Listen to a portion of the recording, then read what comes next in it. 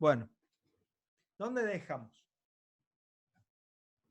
Habíamos dicho que nosotros habíamos encontrado para los sistemas de primer orden, encontramos una forma única de solución de CDT a partir de CDS. Dijimos, para encontrar CDT, la respuesta en el dominio del tiempo, lo que hacemos es antitransformar CDS. CDS es la función de transferencia por la entrada.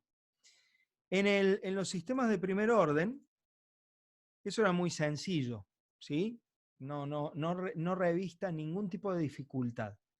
Para el sistema de segundo orden, la cosa ya es más compleja. Esta es una de las fórmulas de la solución, pero hay más. Hay 4, por lo menos, 4 o 5. Dependiendo de qué y dependiendo de el valor que toma este parámetro, la letra griega zeta, que se llama coeficiente de amortiguamiento relativo. ¿Por qué es tan importante? Bueno, porque estas raíces, las raíces de este polinomio, del denominador de la función de transferencia igualado a 0, dependen de ese número, dependen de zeta. ¿De qué manera dependen? Bueno, dependen para ver si van a ser reales e iguales, reales y distintas, complejas conjugadas, o sea, van a tener parte real y parte imaginaria, o imaginarias puras. ¿Y eso por qué es tan importante? Bueno, es importante porque esta ecuación que está acá define la dinámica del sistema, o sea, define cómo va a ser la respuesta temporal. Fíjense que en esta fórmula genérica de CDT aparecen esos parámetros, ¿no? Zeta y omega n, aparecen por todos lados. Entonces, la dinámica de nuestro sistema va a estar definida por los polos de la función de transferencia,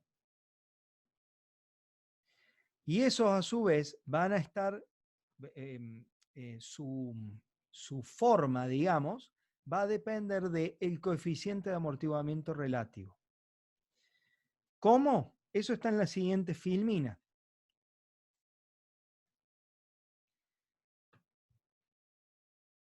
Dependiendo del valor de zeta, van a ocurrir distintas cosas. Y volvamos acá. Miren, ¿qué pasa si zeta, que es esta letra de acá, vale 0? Si zeta vale 0, el término real desaparece y esta raíz pasa a ser igual a raíz de 1. Por lo tanto, las raíces van a ser imaginarias puras. Y esta CDT va a tener un tipo de solución. ¿Qué pasa si zeta está entre 0 y 1? Si zeta está entre 0 y 1, esto va a ser un número, y esta raíz va a ser la raíz cuadrada de un número positivo. Por lo tanto, las raíces de la ecuación característica van a ser complejas conjugadas. Y eso va a dar a otra forma de resolución de esta CDT.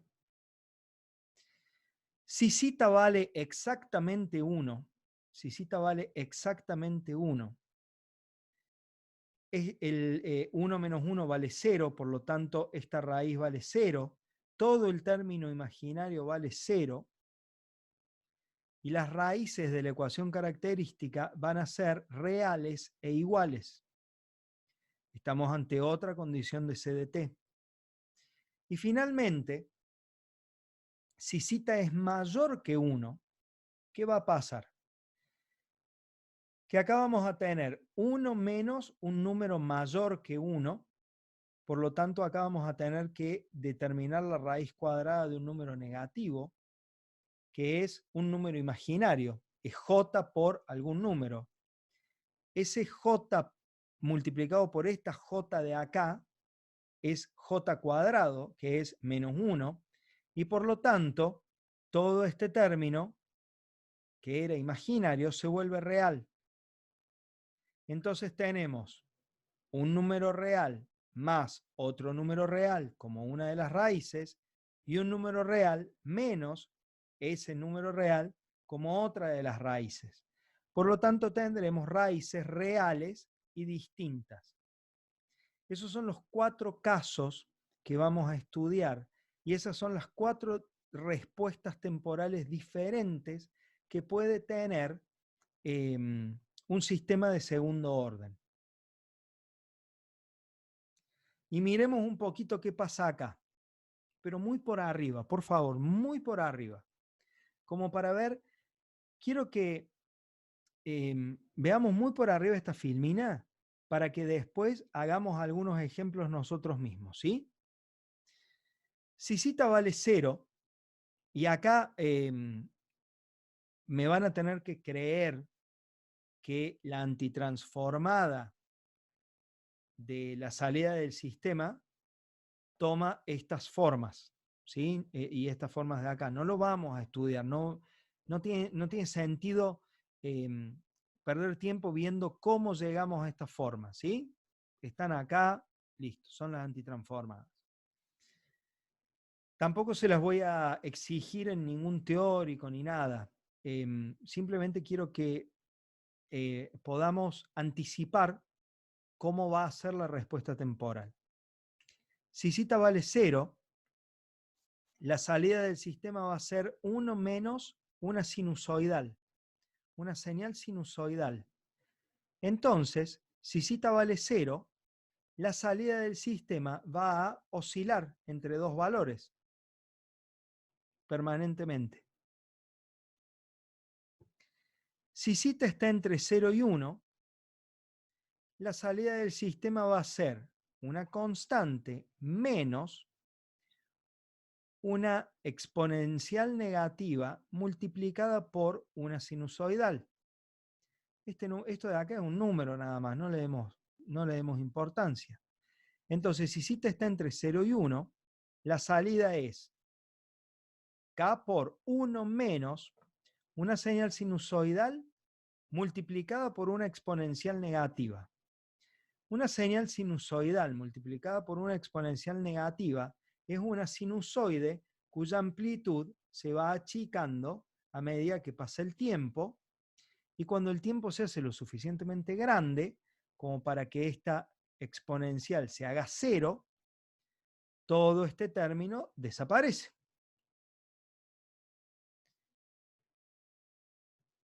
¿Sí? Pero vamos a tener una respuesta que durante el transitorio va a tener oscilaciones que van a ser cada vez más chicas.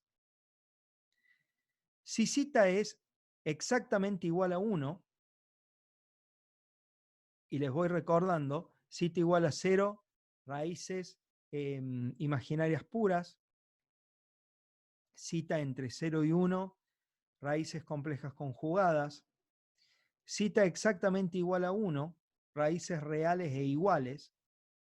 Fíjense que ahora la salida del sistema va a ser 1 menos una exponencial menos otra exponencial. O sea que acá, en este caso, ya no vamos a tener oscilaciones. Cuando zeta es mayor que 1, la salida del sistema toma esta forma, donde también de nuevo tenemos 3 términos, uno constante y otro que está multiplicado por una exponencial negativa y otro multiplicado por otra exponencial negativa. Estos dos términos van a tender a desaparecer, igual que en este caso, pero sin oscilaciones. Y acá vamos a tener raíces reales y distintas. Entonces, podemos esperar, en esencia, 4 tipos de respuestas que van a terminar siendo 3. El primer tipo de respuesta, una respuesta oscilatoria. El segundo tipo, una respuesta que presenta oscilaciones durante el transitorio, pero se van apagando. El tercer tipo y el cuarto, los vamos a igualar, los vamos a agrupar por ahora, una salida que no presenta oscilaciones. ¿Sí? Y ya con lo que vamos a hacer ahora vamos a ver la diferencia entre esto y esto. ¿Sí? ¿Estamos hasta ahí? Sí. Estuvo bravo. Bueno, miren, hagamos unos ejemplos ahora, como para tratar de visualizar qué es lo que estamos diciendo acá.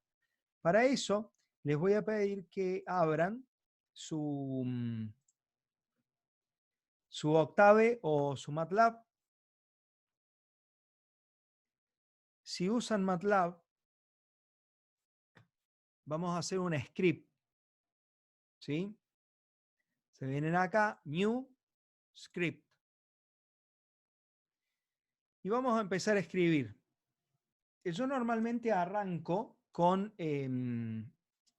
casi todos mis scripts de MATLAB arrancan de la misma forma. Perdón, antes de eso, ¿cuál es la diferencia entre hacer un script y escribir directamente en la ventana de comandos? Yo lo asocio con hacer un programa de Python en el prompt, sería, o escribir un script y correrlo.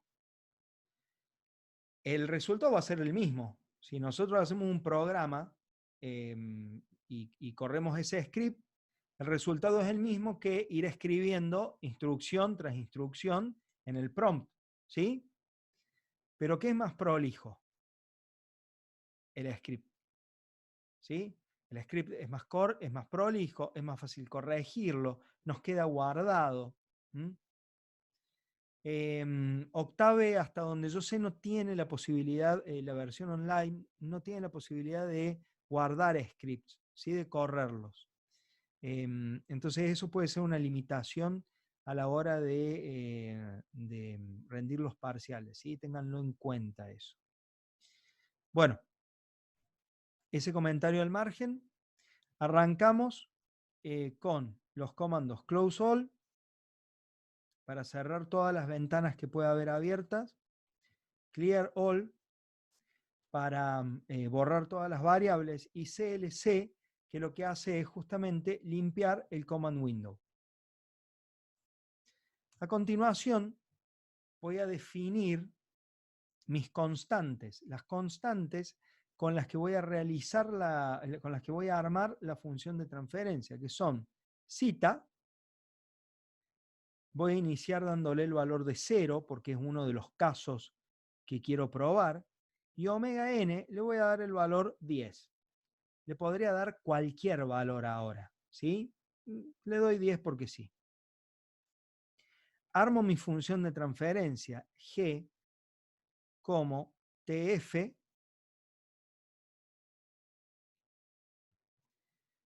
y entre corchetes, acá no hace falta, omega n cuadrado para el numerador y 1, 2 por cita por omega n y omega n cuadrado para el denominador.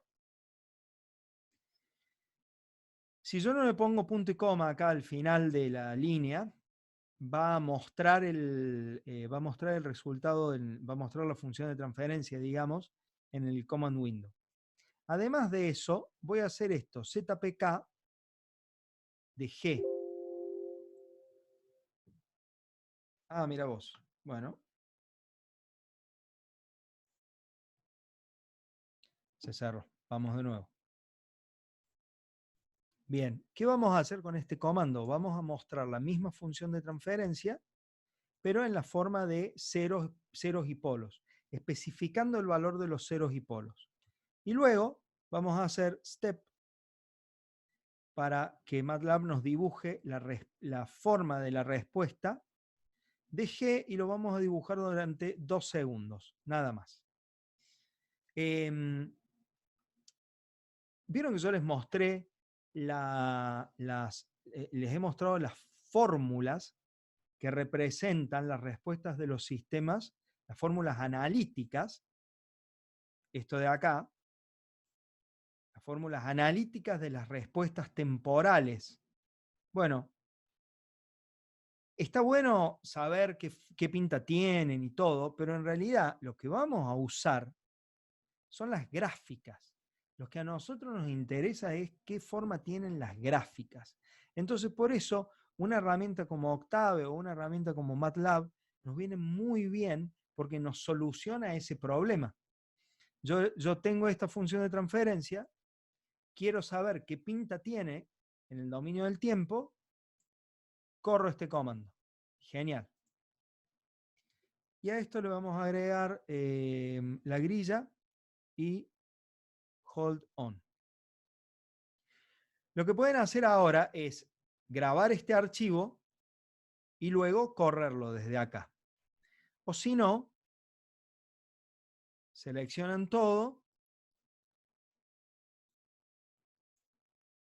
botón derecho, evaluar, o aprietan F9.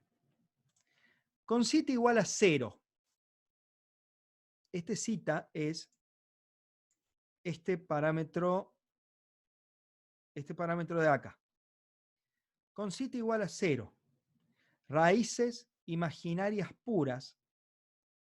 ¿Qué tipo de respuesta esperábamos ver? Bueno, esperábamos ver una respuesta oscilatoria.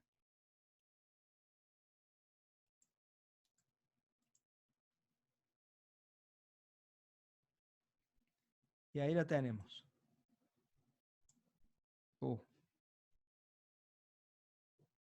Ahí está. La respuesta del sistema que oscila entre dos valores. En este caso, entre 0 y 2. ¿Sí?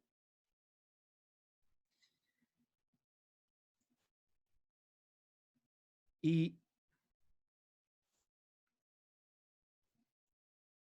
si nos fijamos acá, las raíces de este sistema, miren, acá tenemos, me voy a ir para arriba ahora, la función de transferencia que escribimos, 100 sobre ese cuadrado más 100.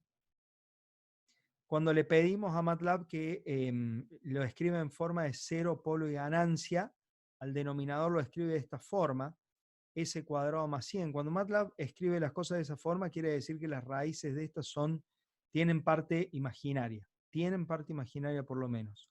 Y si ahora hacemos roots para calcular las raíces de ese polinomio denominador 1, 0, 100, las raíces de la ecuación característica, o sea, del denominador de la función de transferencia, las raíces de s cuadrado más 2 zeta omega n más omega n cuadrado igual a 0, son imaginarias puras. Cuando las raíces son imaginarias puras, la respuesta temporal oscila.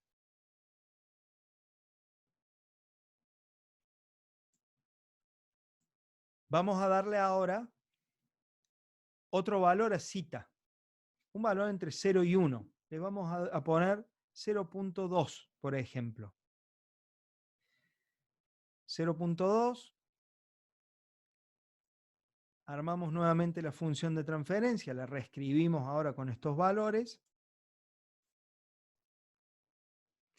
La función de transferencia tiene esta forma, 100 sobre s cuadrado más 4s más 100. Si ahora le pedimos a MATLAB que nos diga cuáles son las raíces de ese denominador, 1, 4 y 100, van a ser complejas conjugadas. Cuando las raíces de la ecuación característica son complejas conjugadas, por lo que habíamos visto acá, estamos en este caso de acá, vamos a tener una respuesta temporal que va a tener oscilaciones que se van a ir amortiguando a medida que pase el tiempo. Entonces, vamos a dibujar esto. en el mismo gráfico.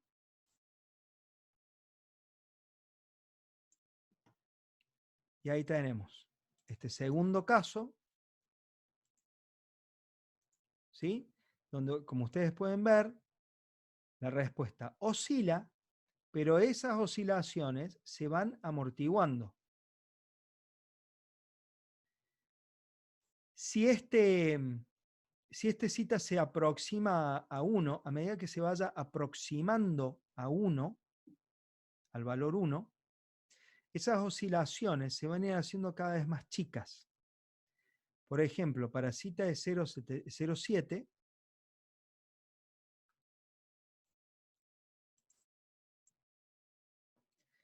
las raíces siguen siendo, las raíces de la ecuación característica de nuestro sistema, los polos en este caso, siguen siendo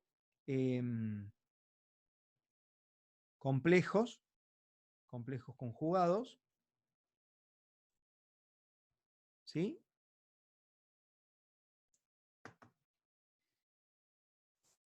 Pero ahora, lo que estamos viendo es que esas oscilaciones son mucho más chicas. Fíjense que apenas si tiene, la escala tampoco ayuda, pero apenas si tiene algunas oscilaciones y ya se establece, ¿sí? El sistema ya, ahí ya se queda establecido y no oscila más. Cuando zeta vale 1, habíamos dicho que cuando zeta vale 1, las raíces de la ecuación característica van a ser reales e iguales. Efectivamente, cuando zeta vale 1, tenemos esta función de transferencia, 100 sobre s cuadrado más 20s más 100, expresado en la forma de polos y ceros, es 100 sobre s más 10 al cuadrado. Por lo tanto, las dos raíces de esta ecuación característica son menos 10. Son dos raíces reales e iguales. Cuando le pedimos a MATLAB que nos dibuje la respuesta al escalón, vemos que, como era de esperar,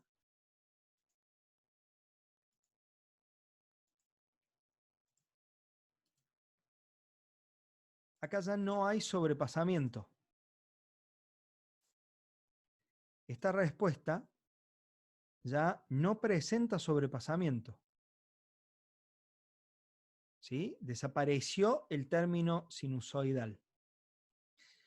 ¿Y qué va a pasar cuando las raíces sean reales y distintas? Cuando zeta sea mayor que 1. Supongamos 1.2. En este caso,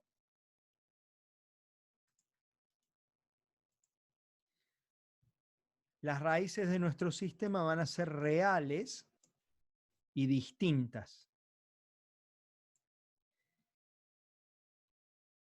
Y acá va a pasar algo, miren, cuando dibujemos la respuesta temporal, lo que va a pasar es que la respuesta de este sistema, con estas nuevas raíces,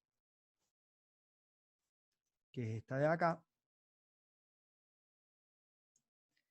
se vuelve más lenta, ¿sí? Es un poco más lenta, tampoco tiene sobrepasamiento, pero es más lenta que la respuesta cuando las raíces eran exactamente iguales. Y eso tiene un poco que ver con el concepto de dominancia. Tiene bastante que ver. Volvamos acá. Cuando nosotros pusimos zeta igual a 1, las dos raíces, los dos polos del sistema valían menos 10.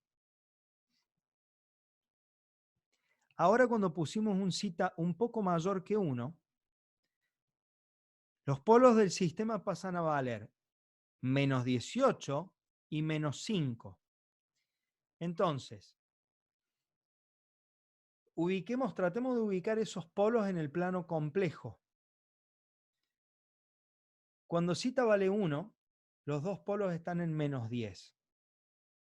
Pero ahora que tenemos cita mayor que 1, los polos están uno en menos 18, o sea, más lejos, alejado del eje imaginario, y el otro en menos 5, más cerca del eje imaginario. Y habíamos dicho que mientras más cerca del eje imaginario estamos, más lenta es la respuesta temporal.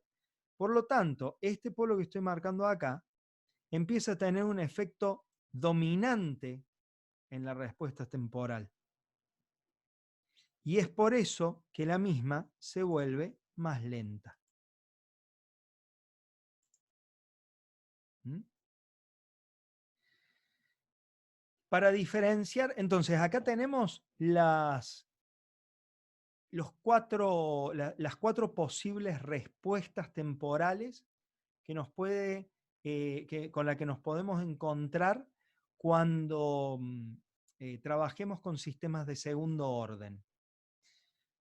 La primera que habíamos dibujado, esta azul, es una respuesta, ahí voy, es una respuesta oscilatoria. Las dos verdes que tienen sobrepasamiento, o sea, la señal se pasa por encima del valor de régimen, el valor de régimen es este de acá, esas dos respuestas se llaman subamortiguadas. Cuando cita está entre 0 y 1, la respuesta es subamortiguada. Y cuando cita es 1 o mayor que 1, no hay sobrepasamiento, nunca pasamos este valor de acá. Y a ese tipo de respuestas las llamamos sobreamortiguadas, amortiguadas de más. Diferenciando de esas un caso particular, que es cuando cita vale exactamente 1, las raíces son reales e iguales, y tenemos esta representación de acá, esta respuesta de acá, que es la más rápida sin sobrepasamiento. Cuando cita vale 1, vamos a tener la respuesta temporal más rápida sin sobrepasamiento y tiene un nombre especial. Se la llama respuesta con amortiguamiento crítico.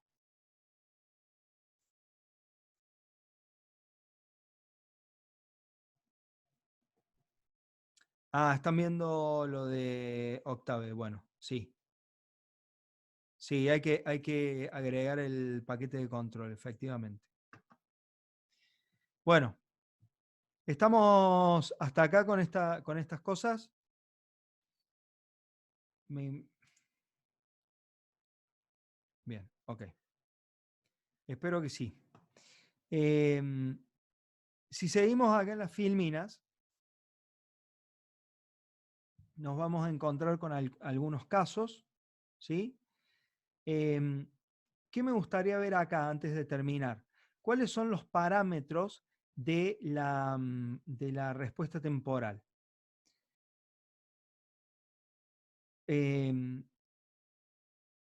Lo clásico es encontrar estos parámetros. Para una respuesta temporal subamortiguada, los parámetros que caracterizan esa respuesta, los más útiles, hay más, pero los que a mí me interesa que estudien y que aprendan son el sobrepasamiento máximo, que indica cuál es el máximo valor que va a tomar la salida del sistema, el tiempo pico, que indica para qué instante de tiempo se da ese sobrepasamiento máximo, y al igual que en la respuesta temporal de sistema de primer orden, el tiempo de establecimiento. Las definiciones están por acá, ¿sí? Cuando la respuesta es, sobreamortiguada, se puede aproximar, el sistema se puede aproximar a un sistema, como si fuera un sistema de primer orden, ¿sí?